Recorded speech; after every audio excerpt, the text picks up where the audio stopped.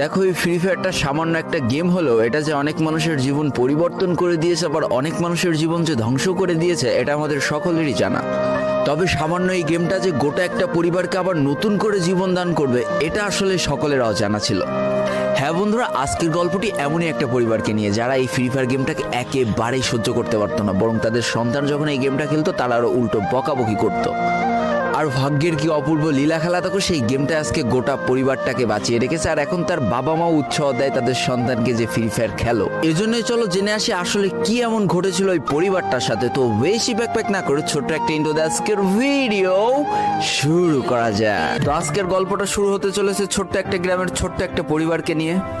বাবা মা এবং তাদের দুই সন্তান অর্থাৎ দুই ভাই, ছোট্ট একটা পরিবার, খুব সুন্দরভাবে তাদের জীবনযাত্রা চলে যাচ্ছিল। বড় ভাই একটা কোম্পানিতে লেবারের চাকরি করে, বাবা কৃষি কাজ করে, আর তাদের ছোট সন্তান অর্থাৎ ছোট ছেলে কিন্তু ক্লাস 8-এ পড়াশোনা করে। দারিদ্রতার বেড়াজালে আটকে পড়া পরিবারকে সাপোর্ট দেওয়ার জন্য তাদের বড় ভাইকে খুব অল্প বয়সে কাজে চলে যেতে হয়েছে। এই জন্য বড় ভাইয়ের পড়াশোনাটা ঠিকমতো হয়ে ওঠেনি। তবে বাবা মার একটাই স্বপ্ন ছিল যে তাদের ছোট সন্তান অর্থাৎ ছোট ছেলে যাতে উচ্চশিক্ষায় শিক্ষিত হয়। এই জন্য বাবা কৃষিকাজ করলেও সারাদিন মাঠে তুমুল কষ্ট করে এসে বাসায় যখন এসে দেখতো তাদের ছোট সন্তান পড়াশোনা করতেছে, সমস্ত কষ্ট এক চান্সে দূর হয়ে যেত। আর তাদের ছোট সন্তান পরিবারের অভাব দেখতে দেখতে বড় হচ্ছে, তো তাই সে একটা সময় ঠিক করেই ফেলে যে তাকে অনেক বড় হতে হবে, লেখাপড়া করে অনেক বড় মানুষের মতো মানুষ হতে হবে। আর ঠিক এমনটাই হতে থাকে। তাদের ছোট ছেলে খুব ভালো রেজাল্টও করতে থাকে, প্রত্যেক ক্লাসে টপ হতেও থাকে। তবে তার একটা বদ অভ্যাস ছিল, সেটা হচ্ছে ফ্রি ফায়ার গেম খেলা।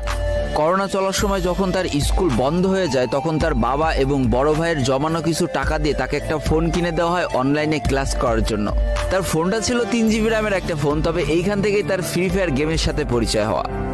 সারাদিন পড়াশোনার ফাঁকে সময় পেলেই সে ফ্রি ফায়ার গেম নিয়ে বসে পড়তো। আগে যেমন বাইরে খেলাধুলা করতো, এখন সে আর বাইরে খেলাধুলা করে না, ঘরে বসে সারাদিন ফোন টিপে আর ফোনে গেম খেলে।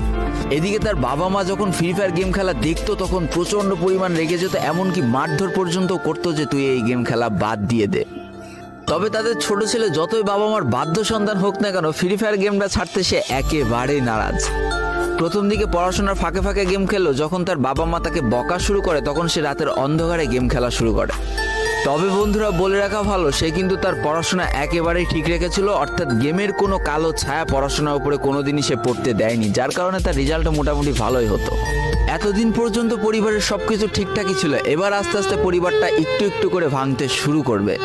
পরিবারের সকলের সম্মতিতে পরিবারের বড় ছেলের সাথে পাশের গ্রামের একটা মেয়ের বিবাহ সম্পন্ন করা হয়।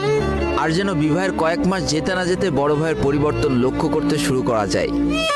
এতদিন ছোট ভাইয়ের পড়াশোনা খরচ বড় ভাই আর বাবা মিলে চালিয়ে আসলেও এখন আর বড় ভাই